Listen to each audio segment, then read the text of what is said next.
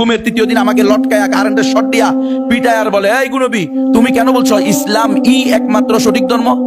তো আমি বললাম এটাই তো আল্লাহর বিধান, ইন্না দীন ইনদাল্লাহিল ইসলাম। কে আমাকে বলে কি জানেন, এই বেটা তুই জানোস না দেশ চলে গণতন্ত্র দিয়ে, আর গণতন্ত্রের নিকটে সকল ধর্ম সমান, তোকে বলতে হবে সকল ধর্ম সঠিক। আমি বললাম যদি এই জন্য আনেন তাহলে করস পায়ার সালাম, কারণ সকল ধর্ম সঠিক বলে নাস্তিক হয়ে বাঁচার চেয়ে একমাত্র সঠিক ধর্ম ইসলাম বলে শহীদ হয়ে যাওয়া হাজার গুণে উত্তম।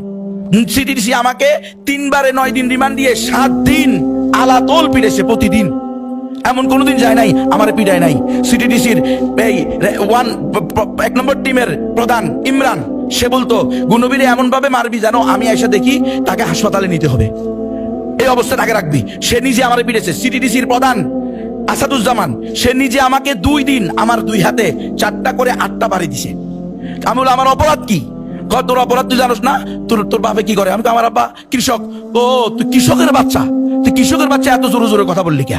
এ কথা আমার বিরেতেছে। নামাজ পর্যন্ত পড়তে, নামাজের সময় পর্যন্ত হাত করা খুলে দেয় নাই, হ্যান্ডকাপ খুলে দেয় নাই নামাজের সময়। যদি বলতাম নামাজ পড়বো হাত খুলে দেন, বলে না এভাবে পড়তে হবে।